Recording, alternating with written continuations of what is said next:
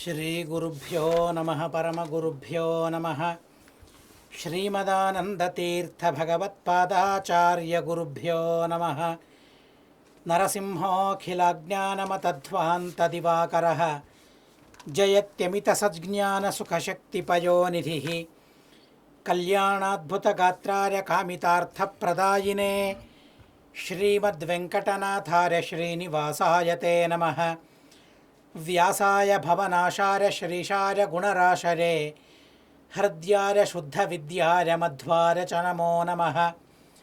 ನೌಮಿನ್ಯಾರ್ಯ ಸುಧಾಧಿಕರ್ಜನ ಮುನೀನ್ ಶ್ರೀಪಾದರಾಟ್ ಸನ್ಮಣೀನ್ ವ್ಯಾಸಾರ್ಯಾನ್ ವಿವಿಧಾಗಮಬ್ಧಿವಿಹರಾನ್ ಶ್ರೀವಾದಿರಾಜಾನಪಿ ವಂದೇ ಹಂಸವರಾನ್ ರಘೂತ್ತಮಗುರೂನ್ ವೈದಗ್ಧ್ಯವಾರಾಂ ನಿಧೀನ್ ಶ್ರೀ ಸತ್ಯವ್ರತ ರಾಘವೇಂದ್ರ ಮುನಿಪಾನ್ ಸದ್ಬೋಧಸಧ್ಯಾನಪಾನ್ ಸತ್ಯಾಭಿಜ್ಞಕರಾಬ್ಜೋತ್ಥಾನ್ ಪಂಚಾಶದ್ವರ್ಷಪೂಜಕಾನ್ ಸತ್ಯಪ್ರಮೋದತೀರ್ಥಾರ್ಯಾನ್ ನೌಮಿನ್ಯಾರ ಸುಧಾರತಾನ್ ಶಾಸ್ತ್ರೇಷು ಪಾರದೃಶ್ವಾನಂ ಶಾಸ್ತ್ರಜ್ಞೇಷು ಚ ವತ್ಸಲಂ ದೀನಭಕ್ತೋದ್ಧಾರಕರಂ ಸತ್ಯಾತ್ಮಾನಂ ಗುರುಂ ಭಜೆ.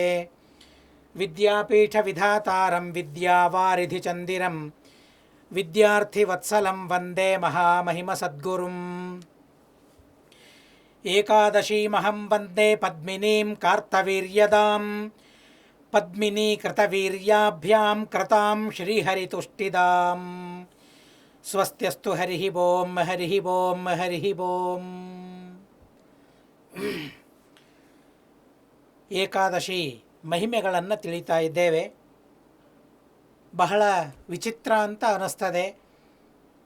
ಭಗವಂತನ ಗುರುಗಳ ಪ್ರೇರಣೆಯಂತ ಕ್ಷಣ ಕ್ಷಣಕ್ಕೆ ಆ ಭಾವನೆ ನಮಗೆ ಬರ್ತದೆ. ಇದು ಬೇರೆ ಯಾವುದೋ ವರ್ಷದಲ್ಲಿ ಪ್ರಾರಂಭ ಮಾಡಿದರೆ ಅನಿವಾರ್ಯವಾಗಿ ಅಧಿಕ ಏಕಾದಶಿ ಇಲ್ಲದೇ ಇದ್ದರೂ ಕೂಡ ಅದರ ಮಹಿಮೆಯನ್ನು ಹೇಳುವ ಪ್ರಸಂಗ ಬರ್ತಾ ಇತ್ತು. ಆದರೆ ಭಗವಂತನ ವಿಚಿತ್ರವಾದ ಪ್ರೇರಣೆ ಅಂತ ಅನ್ನಿಸ್ತದೆ. ತೆಲುಗುದಲ್ಲಿಯೂ ಪ್ರಾರಂಭ ಮಾಡಿದ್ದು, ಕನ್ನಡದಲ್ಲಿ ಪ್ರಾರಂಭ ಮಾಡಿದ್ದು, ಈ ವರ್ಷದಲ್ಲಿ ಇದೇ ವರ್ಷದಲ್ಲಿ ಅಧಿಕ ಮಾಸ, ಈ ಯಾವ ಪರಿಕಲ್ಪನೆಯೂ ಇಲ್ಲ.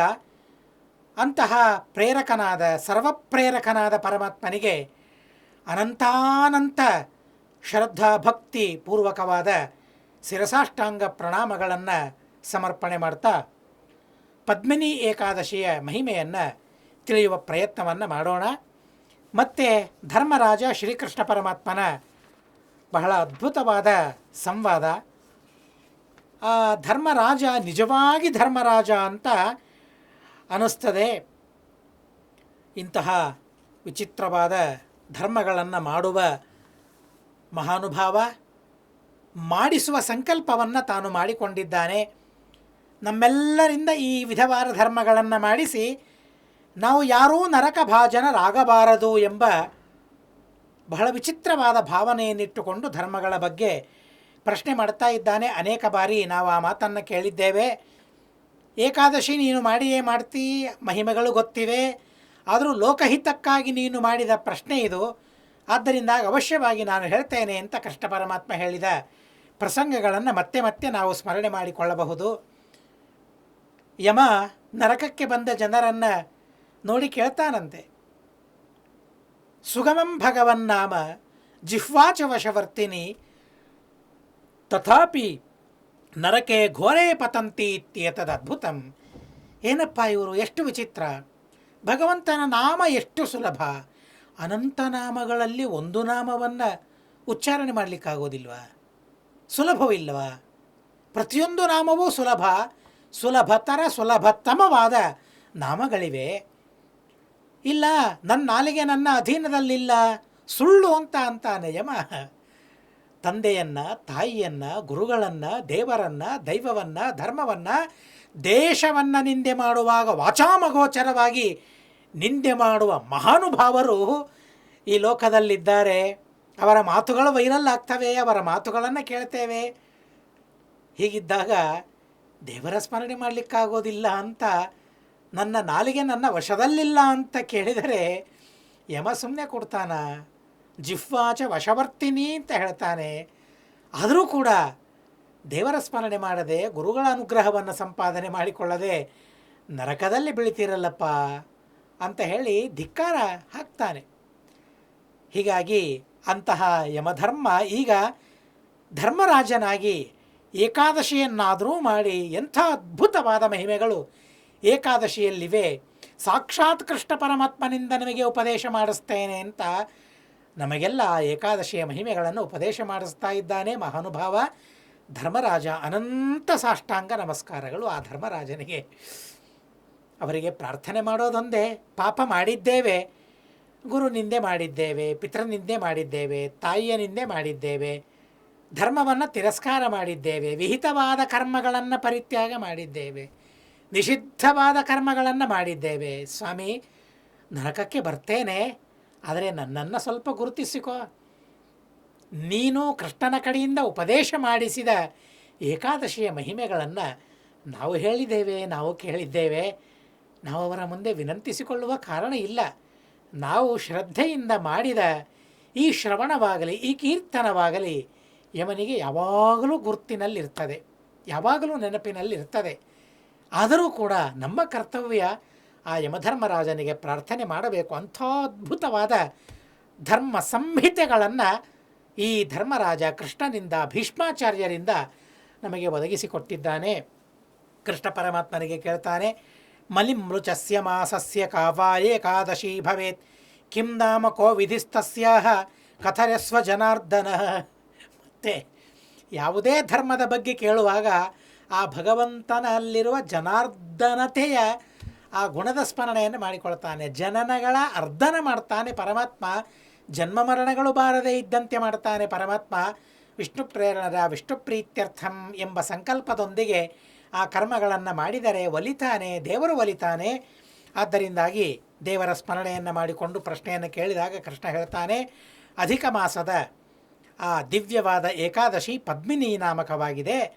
ಅದನ್ನು ಉಪವಾಸ ಮಾಡೋದರಿಂದ ಪದ್ಮನಾಭನ ಪುರ ಆಗ್ತದೆ. ಪದ್ಮನಾಭನ ಪುರಕ್ಕೆ ಕರೆದೊಯ್ಯುವ ಏಕಾದಶಿ ಪದ್ಮಿನಿ ಏಕಾದಶಿ, ಪುರುಷೋತ್ತಮ ಮಾಸ, ಅಧಿಕ ಮಾಸ, ಶುಕ್ಲ ಪಕ್ಷದಲ್ಲಿ ಬರುವ ಏಕಾದಶಿ ಅಂತ ಕರೀತಾರೆ. ಅಧಿಕ ಮಾಸದ ಬಗ್ಗೆ ನಾನು ಪ್ರತ್ಯೇಕವಾಗಿ ಹೇಳಲಿಕ್ಕೆ ಹೋಗೋದಿಲ್ಲ, ನೀವೆಲ್ಲರೂ ಅದರ ಬಗ್ಗೆ ಕೇಳಿದ್ದೀರಿ, ತಿಳಿದುಕೊಂಡಿದ್ದೀರಿ. ಪುರುಷೋತ್ತಮನೇ ಈ ಮಾಸಕ್ಕೆ ನಿಯಾಮಕ, ಆನಂದ ಪುರುಷೋತ್ತಮ. ಈ ಮಾಸವನ್ನು ಅಧಿಕ ಮಾಸವನ್ನಾಗಿ ಮಾಡಿದ್ದಾನೆ ಪರಮಾತ್ಮ. ಅಂಥ ಮಹಿಮೆ ಪರಮಾತ್ಮನಿಗೆ ಇದೆ. ಹೀಗಾಗಿ ಈ ಪುರುಷೋತ್ತಮ ಮಾಸದಲ್ಲಿ ಬರುವ ಈ ಏಕಾದಶಿಯ ಬಗ್ಗೆ ಕೇಳಿದಾಗ ಪದ್ಮಿನಿ ಏಕಾದಶಿ, ಅದರ ಫಲವನ್ನು ನಾನು ನಿನಗೆ ಹೇಳ್ತೇನೆ. ಅತ್ಯದ್ಭುತ. ದೇವಾಧಿದೇವತೆಗಳು ಕೂಡ ಈ ಏಕಾದಶಿಯ ಪದ್ಮಿನಿ ಏಕಾದಶಿಯ ಮಹಿಮೆಯನ್ನು ವರ್ಣನೆ ಮಾಡಲಿಕ್ಕೆ ಸಾಧ್ಯವಿಲ್ಲ. ಇದು ನಾರದರಿಗೆ ಹಿಂದೆ ಹೇಳಲಾಗಿದೆ. ಅತ್ಯಂತ ಉತ್ತಮವಾದ ವ್ರತ, ಎಲ್ಲ ಪಾಪಗಳನ್ನು ಪರಿಹಾರ ಮಾಡುತ್ತದೆ, ಭುಕ್ತಿ ಮುಕ್ತಿ ಫಲಪ್ರದವಾಗಿದೆ ಅಂತ ಕೇಳಿದಾಗ ಪರಮಾತ್ಮನ ಮಾತನ್ನು ಕೇಳಿ ಬಹಳ ಸಂತೋಷದಿಂದ ಯುಧಿಷ್ಠಿರ ಆ ಜಗನ್ನಾಥನಿಗೆ ಈ ಏಕಾದಶಿಯ ವಿಧಿವಿಧಾನಗಳೇನು, ಯಾವ ರೀತಿಯಾಗಿ ಈ ಧರ್ಮವನ್ನು ಪಾಲನೆ ಮಾಡಬೇಕು ಅಂತ ಕೇಳ್ತಾರೆ. ಮುನೀನಾಮಪ್ಯಗೋಚರಂ, ಮುನಿಗಳಿಗೂ ಗೋಚರವಾಗದೇ ಇರುವ, ಸಮಗ್ರವಾಗಿ ಅಂತ ಅರ್ಥ. ಇದರ ಫಲ ಮುನಿಗಳಿಗೂ ಗೋಚರವಾಗುವುದಿಲ್ಲ. ಅಂಥ ದಿವ್ಯವಾದ ಏಕಾದಶಿ ದಶಮಿ ದಿವಸ ಪ್ರಾಪ್ತವಾದಾಗ ಈ ವ್ರತದ ಪ್ರಾರಂಭವಾಗ್ತದೆ. ಯದ್ಯಪಿ ದಶಮಿ ಒಂದು ಹೊತ್ತು ಊಟ ಮಾಡಬೇಕು, ಅವುಗಳನ್ನೆಲ್ಲ ನೀವು ಕೇಳಿದ್ದೀರಿ. ಆದರೆ ಏಕಾದಶಿ ಪ್ರಧಾನವಾಗಿ ಉಪವಾಸ ಮಾಡಬೇಕು. ಹೀಗಾಗಿ ದಶಮಿ ದಿವಸ ಒಂದು ಊಟ ಮಾಡಿದರೆ ಯಾರಿಗೆ ಏಕಾದಶಿ ಪೂರ್ಣ ಉಪವಾಸವನ್ನು ಮಾಡಲಿಕ್ಕಾಗೋದಿಲ್ಲ ಅಂತ ಅನ್ನಿಸ್ತದಲ್ಲ, ಅಂಥವರು ಅವಶ್ಯವಾಗಿ ಎರಡನೇ ಹೊತ್ತು ಊಟವನ್ನು ಮಾಡಬಹುದು, ಅಥವಾ ರಾತ್ರಿ ಫಲಹಾರವನ್ನು ತೆಗೆದುಕೊಳ್ಳಬಹುದು, ಬರೀ ಹಣ್ಣು ಹಂಪಲಗಳನ್ನು ಮಾತ್ರ ತೆಗೆದುಕೊಂಡಿರಬಹುದು. ಹೀಗೆ ಯಾವುದು ತನಗೆ ಯೋಗ್ಯ. ಏಕಾದಶಿ ನಿರ್ಜಲ ಉಪವಾಸ ಯಾವುದೇ ಆಯಾಸವಿಲ್ಲದೆ ನಮ್ಮಿಂದ ಸಂಪನ್ನವಾಗೋದಕ್ಕಾಗಿ ಹೇಗೆ ನಾವಿರಬೇಕೋ ಹಾಗೆ ದಶಮಿ ದಿವಸ ನಾವಿರಬೇಕು. ಅದರ ಬಗ್ಗೆ ಅನೇಕ ವಿಷಯಗಳು ತಿಳಿಸಬೇಕಾಗಿದೆ. ತೆಲುಗು ಭಾಷೆಯಲ್ಲಿ ನಾನು ಆ ವಿಷಯಗಳನ್ನು ತಿಳಿಸಿದ್ದೇನೆ. ಕನ್ನಡ ಪ್ರವಚನಗಳಲ್ಲಿ ಇನ್ನೂ ಆ ವಿಷಯಗಳು ಬಂದಿಲ್ಲ. ಆದರೂ ಸಭೋಜನಂ ಅಭೋಜನಂ ಅಂತ ಒಂದು ಕಡೆಗೆ ಸ್ಮೃತಿಯಲ್ಲಿ ಹೇಳ್ತಾರೆ. ಎರಡನೇ ಭೋಜನವನ್ನು ಮಾಡಿ, ಫಲಹಾರವನ್ನು ಮಾಡಿ ದಶಮಿ ದಿವಸ ಅವತ್ತಿನ ದಿವಸ ಮತ್ತೆ ಇರಬಹುದು ಅಂತ ತಿಳಿಸ್ತಾರೆ.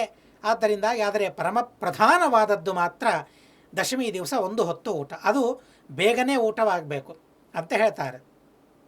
ಅದೇ ರೀತಿಯಾಗಿ ದ್ವಾದಶಿ ದಿವಸವೂ ಕೂಡ ಒಂದೇ ಭೋಜನ.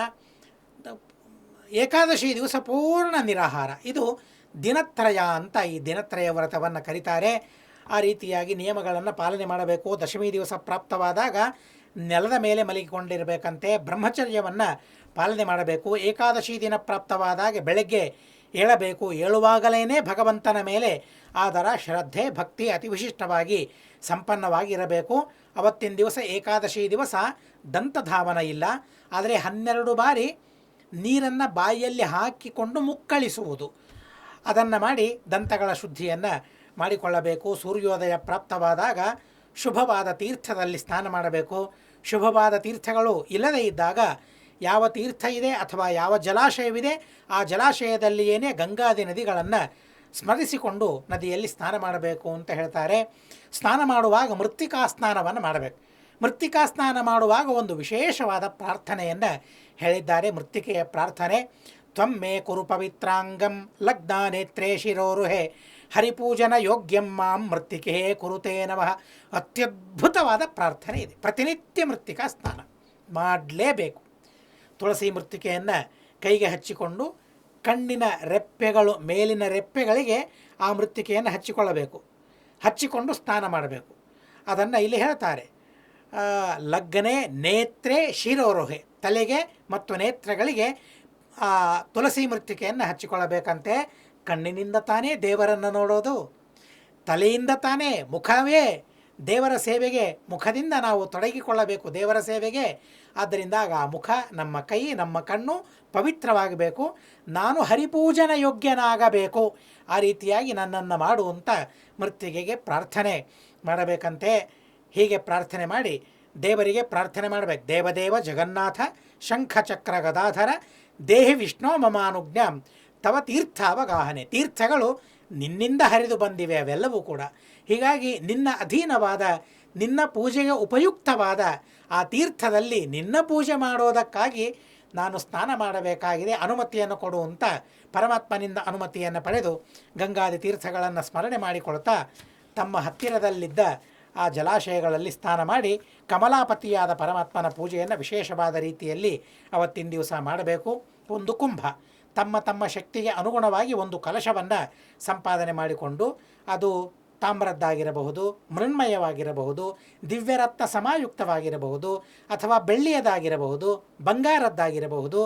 ಆ ಕಲಶವನ್ನು ತಮ್ಮ ಯೋಗ್ಯತೆಗೆ ತಕ್ಕಂತೆ ಕಲಶವನ್ನು ಸಂಪಾದನೆ ಮಾಡಿ ಆ ಕಲಶದಲ್ಲಿ ನೀರನ್ನು ಹಾಕಿ ಅದರ ಮೇಲೆ ಒಂದು ತಟ್ಟೆಯನ್ನು ಇಟ್ಟು ಅಲ್ಲಿ ಧಾನ್ಯವನ್ನು ಹಾಕಿ ಅಲ್ಲಿ ಪರಮಾತ್ಮನನ್ನು ಪ್ರತಿಷ್ಠಾಪನೆ ಮಾಡಬೇಕು ಅಂತ ಹೇಳ್ತಾರೆ. ತಸ್ಯೋಪರಿ ನ್ಯಸೇತ್ಪಾತ್ರಂ ತಾಮ್ರಂ ರೌಪ್ಯಂ ಹಿರಣ್ಮಯಂ ತಸ್ಮಿಂ ಸಂಸ್ಥಾಪಯೇದ್ದೇವಂ ವಿಧಿನ ಪೂಜೆಯೇತ್ತತಃ. ಅಲ್ಲಿ ಪರಮಾತ್ಮನ ಪ್ರತಿಮೆ, ಲಕ್ಷ್ಮೀನಾರಾಯಣ ಅಥವಾ ತಮಗೆ ಯಾವುದು ಹಿತವಾಗಿದೆಯೋ ಅಂಥ ಪ್ರತಿಮೆಯನ್ನು ಅದರ ಮೇಲೆ ಇಟ್ಟು ಏಕಾದಶಿ ದಿವಸ ಅಲ್ಲಿ ಯಾಮಯಾಮ ಪೂಜೆಯನ್ನು ಸಲ್ಲಿಸಬೇಕು ಅಂತ ಹೇಳ್ತಾರೆ. ತುಳಸಿಯಿಂದ, ಹೂಗಳಿಂದ ಪರಮಾತ್ಮನ ಪೂಜೆಯನ್ನು ಮಾಡಬೇಕು. ಭಗವಂತನಿಗೆ ಹಣ್ಣು ಹಂಪಲಗಳನ್ನು ನೈವೇದ್ಯಕ್ಕೆ ಇಡಬೇಕು, ಮಂಗಲಾರತಿಗಳನ್ನು ಮಾಡಬೇಕು. ಆ ಕಲಶದಲ್ಲಿ ಯಾವ ಪರಮಾತ್ಮನ ಪ್ರತಿಷ್ಠಾಪನೆಯನ್ನು ಮಾಡಿದ್ದೇವೆ ಆ ಪರಮಾತ್ಮನ ಎದುರಿಗೆ ನರ್ತನ ಸೇವೆಯನ್ನು ಮಾಡಬೇಕು, ಗಾನ ಸೇವೆಯನ್ನು ಮಾಡಬೇಕು. ಈ ಏಕಾದಶಿ ಕಥೆಗಳೇನಿದೆಯಲ್ಲ, ಕಥೆಗಳ ಪಾರಾಯಣವನ್ನು ಮಾಡಬೇಕು, ಮಹಿಮೆಗಳ ಪಾರಾಯಣವನ್ನು ಮಾಡಬೇಕು, ಕಥೆಯನ್ನು ಕೇಳಬೇಕು. ಆ ಸನ್ನಿಧಾನದಲ್ಲಿ ಪ್ರದಕ್ಷಿಣೆ ನಮಸ್ಕಾರಗಳನ್ನು ಹಾಕಬೇಕು. ಈ ರೀತಿಯಾಗಿ ಏಕಾದಶಿ ದಿವಸ ಆ ಕಲಶ ಮತ್ತು ಕಲಶದ ಮೇಲೆ ಆ ಪರಮಾತ್ಮನ ಆರಾಧನೆಯನ್ನು ಮಾಡಿ ದ್ವಾದಶಿ ದಿವಸವೂ ಕೂಡ ವಿಶೇಷವಾದ ಪರಮಾತ್ಮನ ಪೂಜೆಯನ್ನು ಮಾಡಿ ಅವತ್ತಿನ ದಿವಸ ಅನೇಕ ಪಂಚಭಕ್ಷ ಪರಮಾನ್ನಗಳು ಯಥಾಶಕ್ತಿ ಆ ಪರಮಾತ್ಮನಿಗೆ ನಿವೇದನೆ ಮಾಡಿ ಆ ಕಲಶವನ್ನು ಬ್ರಾಹ್ಮಣರಿಗೆ ದಾನ ಮಾಡಬೇಕು ಅಂತ ಹೇಳ್ತಾರೆ. ಆದ್ದರಿಂದಾಗಿ ನಮ್ಮ ಯೋಗ್ಯತೆಗೆ ತಕ್ಕಂತೆ ಕಲಶಾರಾಧನೆ ಮಾಡಿ ಆ ಕಲಶ, ಆ ಪ್ರತಿಮೆ, ಅದನ್ನು ಬ್ರಾಹ್ಮಣರಿಗೆ ದಾನ ಮಾಡಬೇಕು ಅಂತ ಹೇಳಿದ್ದಾರೆ. ಈ ರೀತಿಯಾಗಿ ದೇವರ ಸೇವೆ ನೃತ್ಯಗೀತಂ ತದಗ್ರೇತು ಕುರ್ಯಾತ್ ಭಕ್ತಿ ಪುರಸ್ಸರಂ ನಾಲಪೇತ್ ಪತಿತಾನ್ ಪಾಪಾನ್ ತಸ್ಮಿನ್ನಹನಿ ನಸ್ಪೃಶೇತ್. ಅವತ್ತಿನ ದಿವಸ ಪಾಪಿಗಳನ್ನು ನೋಡಬಾರದು, ಪಾಪಿಗಳ ಜೊತೆಗೆ ಮಾತನಾಡಬಾರದು, ಸುಳ್ಳು ಮಾತನಾಡಬಾರದು. ಮಾತು ಹೇಗಾಡಬೇಕು, ಮಾತು ಹೇಗೆ ಶುದ್ಧವಾಗ್ತದೆ? ಸತ್ಯಪೂತಂ ವಚೋ ವದೇತ್, ಸತ್ಯದಿಂದ ಮಾತು ಪವಿತ್ರವಾಗಬೇಕಂತೆ ಅಂಥ ಮಾತುಗಳನ್ನು ಆಡಬೇಕು ಅಂತ ಹೇಳ್ತಾರೆ. ಬ್ರಾಹ್ಮಣರ ನಿಂದೆಯನ್ನು ಮಾಡಬಾರದು, ಗುರುಗಳ ನಿಂದೆಯನ್ನು ಸರ್ವಥಾ ಮಾಡಬಾರದು. ಪರಮಾತ್ಮನ ಎದುರಿಗೆ ಪುರಾಣವನ್ನು ಕೇಳಬೇಕು, ರಾತ್ರಿ ಜಾಗರಣವನ್ನು ಮಾಡಬೇಕು. ಗೀತವಾದಿತ್ರಗಳಿಂದ ಸಂಯುತವಾಗಿ ಭಗವಂತನ ಗಾನವನ್ನು ಅವತ್ತಿನ ದಿವಸ ಮಾಡಬೇಕು. ಪ್ರಥಮ ಪ್ರಹರ, ದ್ವಿತೀಯ ಪ್ರಹರದಲ್ಲಿ ಮತ್ತು ಮೂರನೇ ಪ್ರಹರ, ನಾಲ್ಕನೇ ಪ್ರಹರದಲ್ಲಿ ಪರಮಾತ್ಮನ ಪೂಜೆಯನ್ನು ಮಾಡಬೇಕು. ಒಂದೊಂದು ಪ್ರಹರದಲ್ಲಿ ಮಾಡಿದ ಪೂಜೆಯಿಂದ ಒಂದೊಂದು ಫಲವನ್ನು ಕೊಡ್ತಾನೆ ಅಂತ ಹೇಳ್ತಾರೆ. ಪ್ರಥಮ ಪ್ರಹರದಲ್ಲಿ ಮಾಡಿದ ಪೂಜೆಯಿಂದ ಅಗ್ನಿಷ್ಠೋಮ ಮಾಡಿದ ಪುಣ್ಯ ಬರ್ತದೆ. ದ್ವಿತೀಯ ಯಾಮದಲ್ಲಿ ಪ್ರಹರದಲ್ಲಿ ಮಾಡಿದ ಜಾಗರಣೆಯಿಂದ ಮತ್ತು ಪರಮಾತ್ಮನ ಪೂಜೆಯಿಂದ ವಾಜಪೇಯ ಯಾಗ ಮಾಡಿದ ಫಲ ಬರ್ತದೆ. ಮೂರನೇ ಪ್ರಹರದಲ್ಲಿ ಮಾಡಿದ ಪೂಜೆಯಿಂದ ಅಶ್ವಮೇಧ ಯಾಗ ಮಾಡಿದ ಪುಣ್ಯ, ನಾಲ್ಕನೇ ಪ್ರಹರದಲ್ಲಿ ಮಾಡಿದ ದೇವರ ಪೂಜೆಯಿಂದ ರಾಜಸೂಯ ಯಾಗ ಮಾಡಿದ ಪುಣ್ಯ ಬರ್ತದೆ ಅಂತ ಹೇಳ್ತಾರೆ. ಎಂಥೆಂಥ ಅತ್ಯದ್ಭುತವಾದ ಯಾಗಗಳಿವೆಲ್ಲ ನೋಡ್ರಿ. ಅಧಿಕ ಮಾಸದ ಶುಕ್ಲಪಕ್ಷ ಏಕಾದಶಿ, ಪದ್ಮಿನಿ ಏಕಾದಶಿ, ಅದರ ಮಹಿಮೆ ಎಷ್ಟು ಅತುಲಿತವಾಗಿದೆ, ಎಷ್ಟು ಅತುಲಿತವಾಗಿದೆ. ಅದರಲ್ಲಿಯೂ ಕೂಡ ಮೈಸೂರಿನ ಭಕ್ತರು ಎಂಥ ಪುಣ್ಯವನ್ನು ಮಾಡಿದ್ದಾರೆ, ಎಷ್ಟು ವಿಚಿತ್ರವಾದ ಪುಣ್ಯವನ್ನು ಮಾಡಿದ್ದಾರೆ. ಈ ಏಕಾದಶಿ ದಿವಸ, ಪದ್ಮಿನಿ ಏಕಾದಶಿ ದಿವಸ, ಮೂಲ ಸೀತಾ ಸಮೇತ ಮೂಲರಾಮ, ದಿಗ್ವಿಜಯರಾಮ, ವ್ಯಾಸಮುಷ್ಟಿಗಳು, ವಂಶರಾಮ, ಪ್ರಸನ್ನ ವಿಠಲ, ಶ್ರೀಮದಾಚಾರ್ಯ ಕರಾರ್ಚಿತ ಒಟ್ಟು 28 ಪ್ರತಿಮೆಗಳ ದರ್ಶನವನ್ನು ಮಾಡಿಕೊಳ್ಳುವ ಪರಮ ಪರಮ ಪರಮ ಸೌಭಾಗ್ಯ. ಕಾಶಿ, ಗಯಾ, ಪ್ರಯಾಗಗಳಿಗಿಂತಲೂ ಅಧಿಕವಾದ ಕ್ಷೇತ್ರ ಈ ಪ್ರತಿಮೆಗಳು ಎಲ್ಲಿವೆ, ಆ ಪ್ರತಿಮೆಗಳಿರುವ ಸ್ಥಳ ಅಂಥ ಕ್ಷೇತ್ರವಾಗ್ತದೆ ಅಂತ ಹೇಳ್ತಾರೆ. ಅಂಥ ದಿವ್ಯವಾದ ಕ್ಷೇತ್ರದಲ್ಲಿ ವಾಸ ಮಾಡುವ, ಅದು ಅಧಿಕ ಮಾಸದಲ್ಲಿ ವಾಸ ಮಾಡುವ ಪರಮ ಸೌಭಾಗ್ಯವನ್ನು ಮೈಸೂರಿನ ಭಕ್ತ ಜನರೆಲ್ಲ ಪಡೆದುಕೊಂಡಿದ್ದಾರೆ. ಅದನ್ನು ನೋಡಿದರೆ ಸ್ವಲ್ಪ ಅಸೂಯೆ ಅನ್ನಿಸ್ತದೆ, ಆದರೆ ಪರಮ ಸಂತೋಷವಾಗ್ತದೆ ಅವರ ಸೌಭಾಗ್ಯವನ್ನು ನೆನಪಿಸಿಕೊಂಡ್ರೆ. ಹೀಗಾಗಿ ಅಂಥ ದಿವ್ಯವಾದ ಪರಿಸರದಲ್ಲಿ ಮತ್ತು ಏಕಾದಶಿ, ಪದ್ಮಿನಿ ಏಕಾದಶಿ, ಮುಂದೆ ಪರಮಾ ಏಕಾದಶಿ ಇವುಗಳನ್ನು ಮಾಡ್ತೀರಿ ಅಂತಂದರೆ ಆ ಪುಣ್ಯಕ್ಕೆ ಲೆಕ್ಕವಿಲ್ಲ. ಅಂತೂ ಪರಮಾತ್ಮನ ವಿಶೇಷವಾದ ಆರಾಧನೆಯನ್ನು ಆವತ್ತಿನ ದಿವಸ ಮಾಡಬೇಕು. ಇದಕ್ಕೆ ಮಿಗಿಲಾದ ಪುಣ್ಯ ಇಲ್ಲ ಅಂತ ಹೇಳ್ತಾರೆ. ನಾತಃ ಪರತರಂ ಪುಣ್ಯಂ, ನಾತಃ ಪರತರ ಮಖಾಹ, ನಾತಃ ಪರತರ ವಿದ್ಯಾ, ನಾತಃ ಪರತರಂ ತಪಃ. ತಪಸ್ಸೂ ಏಕಾದಶಿಯ ಮುಂದೆ ಸಣ್ಣದಾಗಿ ಹೋಗಿಬಿಡುತ್ತದೆ. ಪೃಥ್ವಿಯಲ್ಲಿ ಎಷ್ಟೆಲ್ಲ ತೀರ್ಥಗಳಿವೆ, ಎಷ್ಟೆಲ್ಲ ಕ್ಷೇತ್ರಗಳಿವೆ, ಎಷ್ಟೆಲ್ಲ ದೇವಸ್ಥಾನಗಳಿವೆ. ಆ ಎಲ್ಲ ದೇವಸ್ಥಾನಗಳ ದರ್ಶನ ಮಾಡಿಕೊಳ್ಳೋದರಿಂದ ಏನು ಪುಣ್ಯ ಬರ್ತದಲ್ಲ, ಆ ಪುಣ್ಯ ಪದ್ಮಿನಿ ಏಕಾದಶಿ ಮಾಡೋದರಿಂದ ಬರ್ತದೆ ಅಂತ ಅನ್ನೋದನ್ನು ತಿಳಿಸ್ತಾರೆ. ಹೀಗೆ ಜಾಗರಣವನ್ನು ಮಾಡಿ ಸೂರ್ಯೋದಯವಾದಾಗ ಭಗವಂತನ ವಿಶೇಷವಾದ ಪೂಜೆಯನ್ನು ಮಾಡಿ ಬ್ರಾಹ್ಮಣರ ಭೋಜನವನ್ನು ಮಾಡಿಸಿ ಆ ಕುಂಭದಾನವನ್ನು, ಕಲಶದಾನವನ್ನು ಮಾಡಬೇಕು.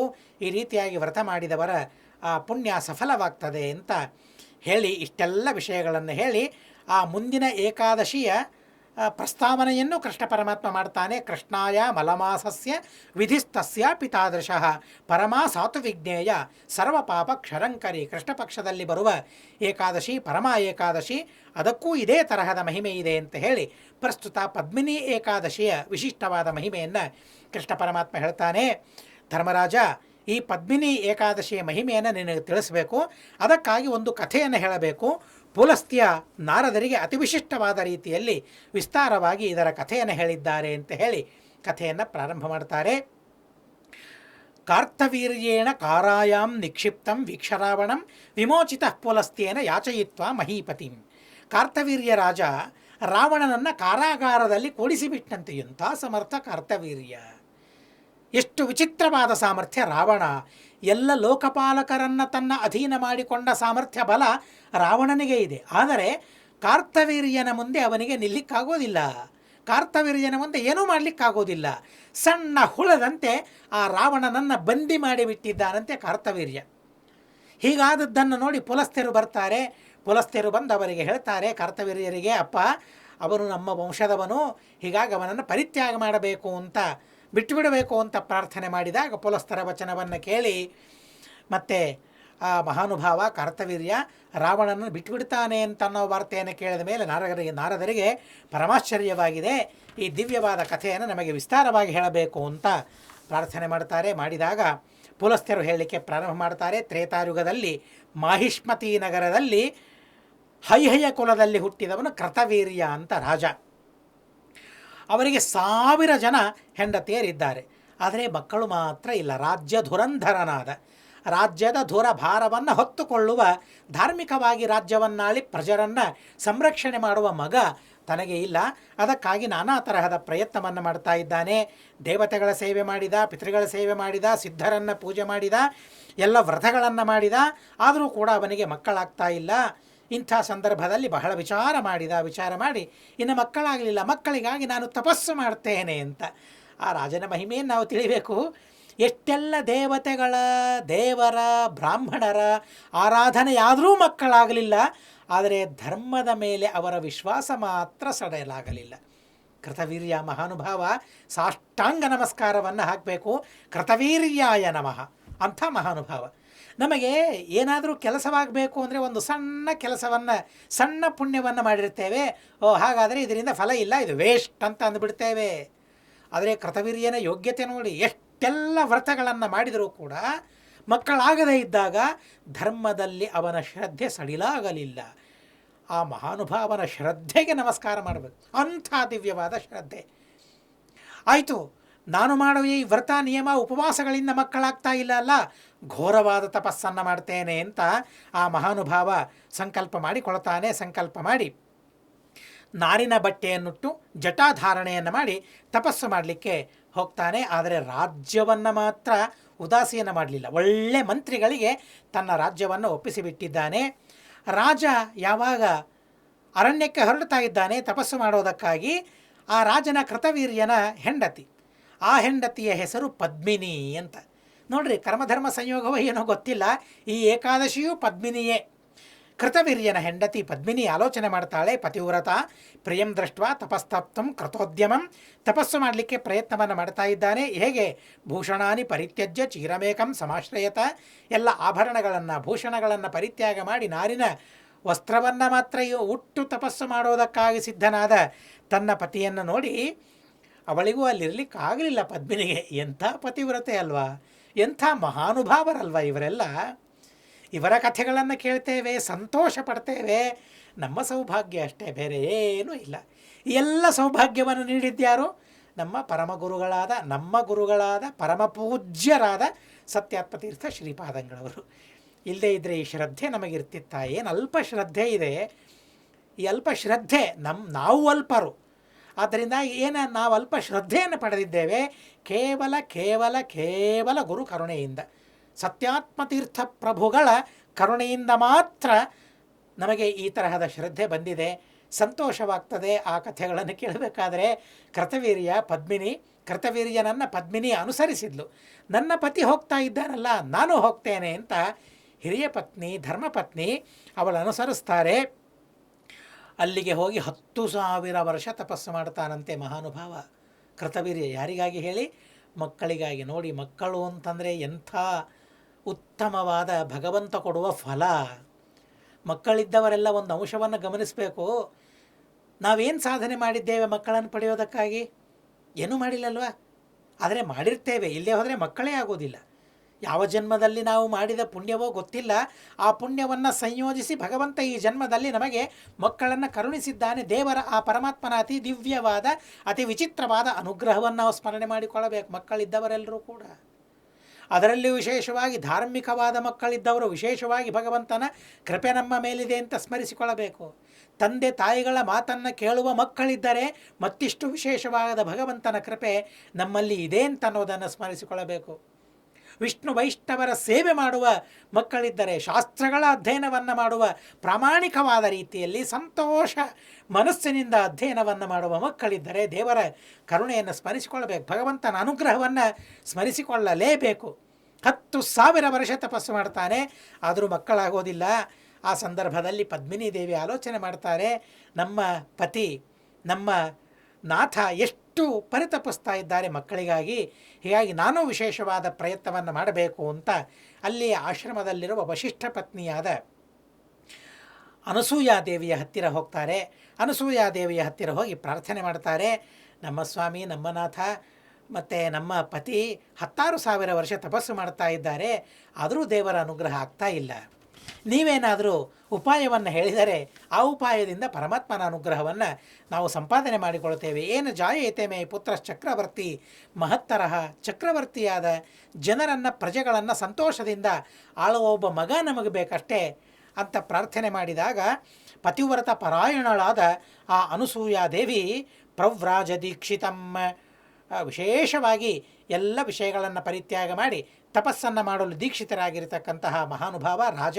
ಆ ರಾಜನಿಗೆ ಒಳ್ಳೆಯದಾಗಬೇಕು ಕೃತವೀರ್ಯನಿಗೆ ಅಂತನ್ನೋ ಉದ್ದೇಶದಿಂದ ಪದ್ಮಿನಿಗೆ ಸಂತೋಷದಿಂದ ಅವಳು ಹೇಳ್ತಾಳೆ, ಏನೂ ಚಿಂತೆ ಮಾಡಬೇಡ, ಅಧಿಕ ಮಾಸ ಬರ್ತಾ ಇದೆ. ಅಧಿಕ ಮಾಸದ ಶುಕ್ಲಪಕ್ಷದ ಏಕಾದಶಿ ಪದ್ಮಿನಿ ಏಕಾದಶಿ. ಆ ಪದ್ಮಿನಿ ಏಕಾದಶಿಯ ವ್ರತವನ್ನು ನೀನು ಮಾಡಬೇಕು, ಮಾಡಿಯೇ ಮಾಡ್ತೀರಿ. ಆದರೂ ನನ್ನ ಉಪದೇಶದಿಂದ ನೀನು ಮಾಡಬೇಕು. ನಿನ್ನ ಪತಿಯಾದ ಕೃತವೀರ್ಯರೂ ಏಕಾದಶಿಯನ್ನು ಮಾಡ್ತಾರೆ. ಅವರೂ ಕೂಡ ವಿಶೇಷವಾದ ರೀತಿಯಿಂದ, ಶ್ರದ್ಧೆಯಿಂದ, ವಿಶೇಷವಾದ ಅನುಷ್ಠಾನದಿಂದ ಮತ್ತು ಈ ಏಕಾದಶಿಯ ವ್ರತವನ್ನು ಮಾಡಿದ್ದಾದರೆ ಭಗವಂತ ಶೀಘ್ರವಾಗಿ ಪ್ರಸನ್ನನಾಗಿ ನಿಮ್ಮನ್ನು ಕರುಣಿಸ್ತಾನೆ ಅಂತ ಹೇಳ್ತಾಳೆ ಕರ್ದಮನ ಮಗಳಾದ ಆ ಮಹಾನುಭಾವಳು ಅನಸೂಯಾದೇವಿ. ಆ ರೀತಿಯಾಗಿ ಹೇಳಿದಾಗ ಪ್ರಸನ್ನ ಕರ್ದಮಂಗಜ ವ್ರತದ ವಿಧಾನವನ್ನೆಲ್ಲ ಕೇಳಿಕೊಂಡು ತನ್ನ ಪತಿಗೂ ಹೇಳಿ ಮತ್ತು ತಾನು ತನ್ನ ಪತಿ ಇಬ್ಬರೂ ಕೂಡ ಪುತ್ರ ಪ್ರಾಪ್ತಿಮಭೀಪ್ಸತಿ, ಒಳ್ಳೆ ಮಕ್ಕಳಾಗಬೇಕು, ರಾಜ್ಯವನ್ನು ಆಳುವ ಧಾರ್ಮಿಕನಾದ ಮಗನಾಗಬೇಕು ಅಂತ ಸಂಕಲ್ಪವನ್ನು ಮಾಡಿ ಪದ್ಮಿನಿ ಏಕಾದಶಿಯನ್ನು ಅವರು ಮಾಡ್ತಾರೆ. ಜಾಗರದಿಂದ ಇಡೀ ರಾತ್ರಿ ಗೀತಾ ನೃತ್ಯ ಸಮನ್ವಿತವಾಗಿ ಆ ರಾತ್ರಿಯನ್ನು ಸುಸಂಪನ್ನಗೊಳಿಸಿಕೊಳ್ತಾರೆ. ಏಕಾದಶಿಯನ್ನು ಮಾಡ್ತಾರೆ. ಅವರಿಗೆ ಭಗವಂತ ಕಾಣಿಸಿಕೊಳ್ತಾನೆ, ಭಗವಂತ ಪ್ರತ್ಯಕ್ಷವಾಗ್ತಾನೆ, ಭಗವಂತ ಅನುಗ್ರಹವನ್ನು ಮಾಡ್ತಾನೆ. ಏನು ಬೇಕು, ಏನು ಬರಬೇಕು ಅಂತ ಕೇಳಿದಾಗ ಯಯಾಚೇದ್ಯವರಂ ದೇಹಿ ಮಮ ಬೃಹತ್ತರಂ, ನನ್ನ ಪತಿಗೆ ಒಳ್ಳೆಯ ಯೋಗ್ಯವಾದ ವರ ಇದೆ, ಅಂಥ ವರವನ್ನು, ಒಳ್ಳೆಯ ಮಕ್ಕಳು ಬೇಕಾಗಿದೆ, ಆ ವರವನ್ನು ತಾವು ಕೊಡಬೇಕು. ಮಮ ಬೃಹತ್ತರಂ, ನನ್ನ ಪತಿಯ ಬೃಹತ್ತರವಾದ ಒಂದು ವರ ಇದೆ, ಆ ವರವನ್ನು ತಾವು ಕೊಡಬೇಕು ಅಂತಂದ. ಏನು ಆ ವರ? ಏನೂ ಇಲ್ಲ, ಮಕ್ಕಳಾಗಬೇಕು, ರಾಜ್ಯವನ್ನಾಳುವ ಧಾರ್ಮಿಕನಾದ ವಿಷ್ಣು ಭಕ್ತನಾದ ಸಂತಾನ ಆಗಬೇಕು ಅಂತ ಕೇಳಿದಾಗ ಮತ್ತು ಕೃತವೀರ್ಯನೂ ಪ್ರಾರ್ಥನೆ ಮಾಡಿದಾಗ ಪರಮಾತ್ಮ ಅವರ ಮೇಲೆ ಕರುಣೆ ಮಾಡಿದ್ದಾನೆ. ಅವಶ್ಯವಾಗಿ ನಿಮಗೆ ಸಂತಾನವಾಗ್ತದೆ ಅಂತ ಹೇಳ್ತಾರೆ. ವವ್ರೇ ಸುತಂ ಮಹಾಬಾಹುಂ ಸರ್ವಲೋಕ ನಮಸ್ಕೃತಂ ಜೇತುಂ ಶಕ್ಯೋ ಜಗನ್ನಾಥ ವಿನಾತ್ವಾಂ ಮಧುಸೂದನ. ಅದರಲ್ಲಿಯೂ ಕೃತವೀರ್ಯ ಪ್ರಾರ್ಥನೆ ಮಾಡ್ತಾನೆ, ನನಗೆಂಥ ಮಗ ಆಗಬೇಕು ಅಂತಂದರೆ ಅವನನ್ನು ಯಾರೂ ಸೋಲಿಸಬಾರದು. ಅಷ್ಟು ಚೆನ್ನಾಗಿ ರಾಜ್ಯವನ್ನಾಳಬೇಕು, ಧರ್ಮವನ್ನು ಪಾಲನೆ ಮಾಡಬೇಕು, ಕ್ಷತ್ರಿಯರ ಧರ್ಮವನ್ನು ಪಾಲನೆ ಮಾಡಬೇಕು. ಯಾರು ವಿಷ್ಣು ವೈಷ್ಣವ ದ್ವೇಷಿಗಳಿದ್ದಾರೆ ಅಂಥ ವಿಷ್ಣು ವೈಷ್ಣವ ದ್ವೇಷಗಳನ್ನು ನಿರಾಕರಣೆ ಮಾಡುವ, ಸಂಹರಿಸುವ ಆ ಶಕ್ತಿ ಅವರಿಗೆ ಬರಬೇಕು. ಅಂಥ ಮಕ್ಕಳನ್ನು ಕೊಡಬೇಕು ಅಂತಂದಾಗ ಬಾಢಮಿತ್ಯುಕ್ತ ತತ್ರೈವ ಅಂತರ ಧೀಯತಃ, ಹಾಗೆ ಆಗಲಿ ಅಂತ ಹೇಳಿ ಅಲ್ಲಿಯ ಅಂತರ್ಹಿತನಾಗಿದ್ದಾನೆ ಪರಮಾತ್ಮ. ರಾಜ ಮತ್ತು ರಾಣಿ ಕೃತವೀರ್ಯ ಪದ್ಮಿನಿ ಇಬ್ಬರೂ ಹೃಷ್ಟರಾಗಿದ್ದಾರೆ, ಪುಷ್ಟರಾಗಿದ್ದಾರೆ. ಅವರು ಮತ್ತೆ ತಮ್ಮ ರಾಜ್ಯಕ್ಕೆ ಬಂದು ರಾಜ್ಯವನ್ನು ಪಾಲನೆ ಮಾಡ್ತಾ ಇದ್ದಾರೆ. ಭಗವಂತನ ಅನುಗ್ರಹದಿಂದ ಕೃತವೀರ್ಯನಿಂದ ಪದ್ಮಿನಿಯಲ್ಲಿ ಒಳ್ಳೆಯ ಸಂತಾನವಾಗಿದೆ, ಮಗನಾಗಿದ್ದಾನೆ. ಕಾರ್ತವೀರ್ಯ ಅಂತ ನಾಮಕರಣ ಮಾಡಿದ್ದಾರೆ. ವಿಶೇಷವಾಗಿ ದತ್ತಾತ್ರೇಯ ರೂಪಿಯಾಗಿರತಕ್ಕಂತಹ ಪರಮಾತ್ಮನ ಪ್ರಿಯ, ಆ ಪರಮಾತ್ಮನ ವರಗಳನ್ನು ಪಡೆದವನು. ಆ ಕಾರ್ತವೀರ್ಯನ ಕಥೆಯನ್ನು ಕೇಳ್ತೇವೆ. ಅವನ ರಾಜ್ಯದಲ್ಲಿ ಕಳ್ಳತನವೇ ಆಗ್ತಾ ಇರಲಿಲ್ವಂತೆ. ಆ ಕಾರ್ತವೀರ್ಯನ ಸ್ಮರಣೆ ಮಾಡಿಕೊಂಡರೇನೆ ಕಳೆದ ವಸ್ತುವಿನ ಪ್ರಾಪ್ತಿಯಾಗ್ತದೆ. ಅಂಥ ಮಹಾನುಭಾವ ಪದ್ಮಿನಿ ಏಕಾದಶಿ ವ್ರತವನ್ನು ಆ ದಂಪತಿಗಳು ಮಾಡೋದರಿಂದ ಅಂಥ ಮಹಾನುಭಾವನ ಜನ್ಮವಾಗಿದೆ. ಅಯ್ಯೋ, ಈಗಾಗಲೇ ಮಕ್ಕಳನ್ನು ಪಡೆದವರ ಗತಿ ಏನು ಅಂತ ಚಿಂತೆ ಮಾಡುವ ಅವಶ್ಯಕತೆ ಇಲ್ಲ. ಇನ್ನು ಮೇಲೆ ಮಕ್ಕಳನ್ನು ಪಡೆಯುವವರು ಇಬ್ಬರು ಸತಿ ಪತಿಯರು ಇಲ್ಲಿ ಹೇಳಿದಂತೆ ಕಲಶ ಪೂಜಾ ಮತ್ತು ಆ ಪ್ರತಿಮೆ ಪೂಜೆಯನ್ನು ಮಾಡಿ ದ್ವಾದಶಿ ದಿವಸ ಅದನ್ನು ಬ್ರಾಹ್ಮಣರಿಗೆ ದಾನ ಮಾಡಿ ಏಕಾದಶಿ ದಶಮಿ ದಿವಸ ಸಂಕಲ್ಪ ಮಾಡಿಕೊಳ್ಳುವಾಗ ನಾರಾಯಣ ಪಂಡಿತಾಚಾರ್ಯರು ಹೇಳಿದಂತೆ ಮಹಾಭಾರತ ತಾತ್ಪರ್ಯ ನಿರ್ಣಯಾದ್ಯಂ ಸಮಭ್ಯಸೇತ್, ಮಹಾಭಾರತ ತಾತ್ಪರ್ಯ ನಿರ್ಣಯಾದಿ ಗ್ರಂಥಗಳನ್ನು ಅಧ್ಯಯನ ಮಾಡುವ ಮಗ ನನಗಾಗಬೇಕು ಅಂತ ಸಂಕಲ್ಪವನ್ನು ಮಾಡಿಕೊಂಡು ಮತ್ತು ಈ ವ್ರತಗಳನ್ನು ಮಾಡಿದರೆ ಆ ದಂಪತಿಗಳಿಗೆ ಒಳ್ಳೆ ಸಂತಾನ ಅವರಿಗೆ ಹಾಗೇ ಆಗ್ತದೆ. ಯಾವುದೇ ವಿಚಾರ ಇಲ್ಲವೇ ಇಲ್ಲ. ಈಗಾಗಲೇ ಯಾರು ಮಕ್ಕಳನ್ನು ಪಡೆದಿದ್ದೇವೆ ಅವರೂ ಕೂಡ ನಮ್ಮ ಮಕ್ಕಳು ಮಹಾಭಾರತ ತಾತ್ಪರ್ಯ ನಿರ್ಣಯವನ್ನು ಆ ಗ್ರಂಥಗಳನ್ನು ಸರ್ವಮೂಲಗಳ ಅಧ್ಯಯನವನ್ನು ಮಾಡಲಿ, ಟೀಕಾಗ್ರಂಥಗಳ ಅಧ್ಯಯನವನ್ನು ಮಾಡಲಿ, ಟಿಪ್ಪಣಿ ಗ್ರಂಥಗಳ ಅಧ್ಯಯನವನ್ನು ಮಾಡಲಿ, ಪರಮಪೂಜ್ಯರಾದ ಮಹಾಸ್ವಾಮಿಗಳ ಉಪದೇಶವನ್ನು ಶ್ರದ್ಧೆಯಿಂದ ಕೇಳುವ ಸೌಭಾಗ್ಯ ಅವರಿಗೆ ಸಿಗಲಿ ಅಂತ ಹೇಳಿ ನಮ್ಮ ಮಕ್ಕಳ ಉದ್ದೇಶದಿಂದ ಈ ಏಕಾದಶಿ ವ್ರತವನ್ನು ದಂಪತಿಗಳು ಮಾಡಿದರೆ ಪರಮಾತ್ಮ ಸುಮ್ಮನೆ ಇರ್ತಾನ? ಈ ತರಹದ ನಮ್ಮ ಅಪೇಕ್ಷೆಯನ್ನು ಕೇಳಿ ಸಂತುಷ್ಟನಾಗ್ತಾನೆ. ಪರಮಪೂಜ್ಯರಾದ ಗುರುಗಳ ಸತ್ಯಾತ್ಮ ತೀರ್ಥರ ಉಪದೇಶವನ್ನು ಗ್ರಹಿಸುವ ಯೋಗ್ಯತೆಯನ್ನು ಪರಮಾತ್ಮ ನಮ್ಮ ಮಕ್ಕಳಿಗೆ ಕೊಡ್ತಾನೆ. ಈಗಲೇ ಮೈಸೂರಲ್ಲಿ ನೋಡ್ತಾ ಇದ್ದೇವೆ, ಮಕ್ಕಳನ್ನು ಹೇಗೆ ನರ್ತನೆ ಮಾಡಿಸ್ತಾ ಇದ್ದಾರೆ, ಮಕ್ಕಳನ್ನು ಹೇಗೆ ಭಗವದ್ಭಕ್ತರನ್ನಾಗಿ ಮಾಡ್ತಾ ಇದ್ದಾರೆ, ಅಂಥ ದಿವ್ಯವಾದ ಸಂಸ್ಕಾರವನ್ನು ಕೊಡ್ತಾ ಇದ್ದಾರೆ. ಆ ಮಕ್ಕಳನ್ನು ನೋಡಿದರೂ ಕೂಡ ಎಷ್ಟು ಸಂತೋಷವಾಗ್ತದೆ. ಏನು ಪುಣ್ಯ ಮಾಡಿದ್ರು, ಆ ವಯಸ್ಸಿನಲ್ಲಿ ಗುರುಗಳ ಉಪದೇಶವನ್ನು ಪಡೆದು ನರ್ತನೆ ಮಾಡ್ತಾರೆ ಅಂದರೆ ನಮಗೆ ಆ ಸೌಭಾಗ್ಯ ಸಿಗಲಿಲ್ಲಲ್ವಾ, ನಾವು ಈ ಕಾಲದಲ್ಲಿ ಸಣ್ಣ ಮಕ್ಕಳಾಗಿ ಹುಟ್ಟಲಿಲ್ಲಲ್ವಾ ಅಂತ ಆ ಮಕ್ಕಳ ಮೇಲೂ ಅಸೂಯೆ ಪಡುವಂತೆ ಮಹಾಸ್ವಾಮಿಗಳು ಆ ಮಕ್ಕಳನ್ನು ಉದ್ಧಾರ ಮಾಡ್ತಾ ಇದ್ದಾರೆ. ಹೀಗಾಗಿ ಆ ಏಕಾದಶಿಯನ್ನು ಮಕ್ಕಳಿಂದಲೂ ಯಥಾಶಕ್ತಿ ಮಾಡಿಸಿ ಆ ಗುರುಗಳಿಗೆ ಅದನ್ನು ಒಪ್ಪಿಸಿ ಆ ಕರ್ಮವನ್ನು ಅವಶ್ಯವಾಗಿ ಪರಮಾತ್ಮನ ಅನುಗ್ರಹವಾಗ್ತದೆ ಅಂತ ಈ ರೀತಿಯಾಗಿ ಉಪದೇಶವನ್ನು ಪುಲಸ್ತ್ಯರು ನಾರದರಿಗೆ ಮಾಡ್ತಾರೆ. ನಾರದರಿಗೆ ಮಾಡಿ ಅಲ್ಲಿಂದ ಹೊರಟು ಹೋಗಿಬಿಡ್ತಾರೆ. ಶ್ರೀಕೃಷ್ಣ ಉವಾಚ ಏತತ್ತೇ ಸರ್ವಮಾಖ್ಯಾತಂ ಯತ್ಪೃಷ್ಟೋಹಂ ತ್ವಯಾನಘ ಮಲಿಮ್ಲುಚಸ್ಯ ಮಾಸಸ್ಯ ಶುಕ್ಲಾಯ ವ್ರತಮುತ್ತಮಂ. ಮಲಿಮ್ಲುಚ ಅರ್ಥಾತ್ ಅಧಿಕ ಮಾಸದ ಶುಕ್ಲಪಕ್ಷ ಏಕಾದಶಿ ಪದ್ಮಿನಿ ಮಹಿಮೆಯನ್ನು ನಾನು ನಿಮಗೆ ಹೇಳಿದ್ದೇನೆ. ಯಾರು ಈ ಏಕಾದಶಿಯನ್ನು ಮಾಡ್ತಾರೆ ಪರಮಾತ್ಮನ ಪಾದವನ್ನು ಅವರು ಸೇರ್ತಾರೆ. ನೀನು ವಿಶೇಷವಾದ ಭಕ್ತಿಯಿಂದ ಈ ಏಕಾದಶಿಯನ್ನು ಮಾಡು ಅಂತ ಧರ್ಮರಾಜನಿಗೆ ಉಪದೇಶವನ್ನು ಮಾಡ್ತಾನೆ ಕೃಷ್ಣ ಪರಮಾತ್ಮ. ವಿಶೇಷವಾದ ಶ್ರದ್ಧೆಯಿಂದ ಏಕಾದಶಿ ವ್ರತವನ್ನು ಬಂಧುಗಳಿಂದ ಪರಿವಾರಿತನಾಗಿ, ಬಂಧುಗಳಿಂದ ಸಮೇತನಾಗಿ, ತಾನೊಬ್ಬರೇ ಮಾಡೋದಿಲ್ಲ ಧರ್ಮರಾಜ, ಎಲ್ಲ ಬಂಧುಗಳಿಗೆ ಬಾಂಧವರಿಗೆ ಹೇಳಿ ಅವರನ್ನೆಲ್ಲ ಕರೆದು ಅವರ ಜೊತೆಗೆ ಕುಳಿತು ವಿಷ್ಣುವಿನ ಕಥೆಯನ್ನು ಕೇಳ್ತಾ ಹೇಳ್ತಾ ಗಾನ ಮಾಡ್ತಾ ರಾತ್ರಿಯೆಲ್ಲ ಜಾಗರಣ ಮಾಡ್ತಾ, ದೇವತೆಗಳವರು ಹೀಗಾಗಿ ರಾತ್ರಿಯೆಲ್ಲ ಜಾಗರಣ ಮಾಡ್ತಾ ಬಹಳ ಅದ್ಭುತವಾದ ರೀತಿಯಲ್ಲಿ ಪದ್ಮಿನಿ ಏಕಾದಶಿಯನ್ನು ಮಾಡಿದ್ದಾರೆ. ಸೂತಾಚಾರ್ಯರು ಹೇಳ್ತಾರೆ, ಏತತ್ತೇ ಸರ್ವಮಾಖ್ಯಾತಂ ಯತ್ಪೃಷ್ಟೋಹಂ ಪುರದ್ವಿಜ ಪುಣ್ಯಂ ಪವಿತ್ರಂ ಪರಮಂ ಕಿಂ ಭೂರ್ಯ ಶ್ರೋತುಮಿಚ್ಛಸಿ. ಶೌನಕರಿಗೆ ಹೇಳ್ತಾರೆ, ಏಕಾದಶಿ ವ್ರತ, ಅಧಿಕ ಮಾಸದ ಏಕಾದಶಿ ವ್ರತ, ಪದ್ಮಿನಿ ಏಕಾದಶಿ ವ್ರತದ ಬಗ್ಗೆ ಕೇಳಿದ್ದೀರಿ, ಅದರ ಬಗ್ಗೆ ನಾನು ಹೇಳಿದ್ದೇನೆ, ಇನ್ನೇನು ಹೇಳಬೇಕು. ಯಾರು ಇಲ್ಲಿ ಹೇಳಿದಂತೆ ವಿದ್ಯುಕ್ತವಾದ ರೀತಿಯಂತೆ ಅಧಿಕ ಏಕಾದಶಿ, ಶುಕ್ಲಪಕ್ಷ ಏಕಾದಶಿ, ಪದ್ಮಿನಿ ಏಕಾದಶಿ ಉಪವಾಸವನ್ನು ಮಾಡ್ತಾರೆ, ಕಲಶಾರಾಧನೆ, ಪರಮಾತ್ಮನ ಪ್ರತಿಮೆಯ ಆರಾಧನೆಯನ್ನು ಮಾಡ್ತಾರೆ, ಅವರಿಗೆಲ್ಲರಿಗೂ ಉತ್ತಮವಾದ ಗತಿ ಸಿಗುತ್ತದೆ. ಯಾರು ಈ ಕಥೆಯನ್ನು ಪಠನೆ ಮಾಡ್ತಾರೆ ಸಮಗ್ರವಾಗಿ ಅವರಿಗೂ ಕೂಡ ಪರಮಾತ್ಮನ ನಿವಾಸ, ಗಮಿಷ್ಯಂತಿ ಹರೇರ್ ನಿವಾಸಂ. ನೋಡ್ರಿ, ಮೋಕ್ಷದ ಪ್ರಸಂಗ ಬಂದಾಗಲೆಲ್ಲ ಇದನ್ನೆಲ್ಲ ಒಂದು ಕಡೆಗೆ ಸಂಗ್ರಹ ಮಾಡಿಟ್ಟು ಬಿಟ್ಟರೆ ಮೋಕ್ಷ, ಪುರಾಣಗಳ ದೃಷ್ಟಿಯಲ್ಲಿ ಮೋಕ್ಷ ಅಂದರೆ ಏನು, ಇಂಥ ಅತ್ಯದ್ಭುತವಾದ ವ್ರತಗಳನ್ನು ಮಾಡಿ ಪರಮಾತ್ಮನ ಅನುಗ್ರಹದಿಂದ ತೇ ಗಮಿಷ್ಯಂತಿ ಹರೇರ್ ನಿವಾಸಂ, ಪರಮಾತ್ಮನ ವಾಸಸ್ಥಾನಕ್ಕೆ ಹೋಗ್ತಾರೆ ಅಂತ ಬಹಳ ಅದ್ಭುತವಾದ ರೀತಿಯಲ್ಲಿ ತಿಳಿಸ್ತಾರೆ. ಹೀಗಾಗಿ ದೇವರ ಸನಿಹ ಸೇರೋದು ಮೋಕ್ಷ ಹೊರತು ಬೇರೆ ಯಾವುದೂ ಮೋಕ್ಷ ಅಲ್ಲ. ದೇವರೇ ನಮ್ಮ ಹತ್ತಿರ ಇಲ್ಲ ಅಂತಾದರೆ ಅದೆಂಥ ಮೋಕ್ಷ, ಸುಖವೇ ನಮಗಿಲ್ಲ ಅಂತಾದರೆ ಅದೆಂಥ ಮೋಕ್ಷ, ಅದು ಮೋಕ್ಷ ಅಲ್ವೇ ಅಲ್ಲ. ಹೀಗಾಗಿ ದೇವರ ಸನ್ನಿಧಾನದಲ್ಲಿ ಇರೋದೇನಿದೆಯಲ್ಲ ಅದು ನಿಜವಾದ ಮೋಕ್ಷ. ಅದೂ ವಿಶೇಷವಾದ ರೀತಿಯಲ್ಲಿ ಮತ್ತೆ ಮೈಸೂರಿನ ಜನತೆಗೆ ಇಂಥ ಅತ್ಯದ್ಭುತವಾದ ಮೋಕ್ಷ ಸುಖ. ಮೂಲ ಸೀತಾ ಸಮೇತ ಮೂಲರಾಮ ದಿಗ್ವಿಜಯರಾಮ ವೇದವ್ಯಾಸದೇವರು ಶ್ರೀಮದಾಚಾರ್ಯಕರಾರ್ಚಿತ 28 ಪ್ರತಿಮೆಗಳ ಸನ್ನಿಧಾನದಲ್ಲಿ ನಿವಾಸ ಮಾಡುವ ಅತ್ಯದ್ಭುತ ಯೋಗ, ಸುಯೋಗ, ಸಂಯೋಗ, ಮಹಾಯೋಗ ಅವರಿಗೆ ಸಿಕ್ಕದ್ದನ್ನು ಸ್ಮರಣೆ ಮಾಡಿಕೊಳ್ತಾ ಆ ತರಹದ ಯೋಗ ನಮಗೂ ಸಿಗಲಿ ಅಂತ ಭಗವಂತನಲ್ಲಿ ಮತ್ತೆ ಮತ್ತೆ ಪ್ರಾರ್ಥನೆಯನ್ನು ಮಾಡ್ತಾ ಅಸ್ಮದ್ಗುರುವಂತರ್ಗತ ತಾತ್ವಿಕ ದೇವತಾಂತರ್ಗತ ಭಾರತೀ ರಮಣ ಮುಖ್ಯ ಪ್ರಾಣಾಂತರ್ಗತ ಶ್ರೀಕೃಷ್ಣಾರ್ಪಣಮಸ್ತು. ಅಕ್ಷರಂ ಕರ್ಮ ಯಸ್ಮಿನ್ ಪರೇ ಸ್ವರ್ಪಿತಂ ಪ್ರಕ್ಷರಂ ಯಾಂತಿ ದುಃಖಾನಿ ಯನ್ನಾಮತಃ ಅಕ್ಷರೋಯೋ ಅಜರ ಸರ್ವದೇವಾಮೃತಃ ಕುಕ್ಷಿಗಂ ಯಸ್ಯ ವಿಶ್ವಂ ಸದಾ ಅಜಾದಿಕಂ ಪ್ರೀಣರಾಮೋ ವಾಸುದೇವಂ ದೇವತಾ ಮಂಡಲ ಖಂಡಮಂಡನಂ. ಹರಿ ಓಂ ಹರಿ ಓಂ ಹರಿ ಓಂ. ಅನೇನ ಭಾವಿಯತ್ ಪುಣ್ಯಂ ತದಾಪ್ನೋತು ಗುರುರ್ಮಮ.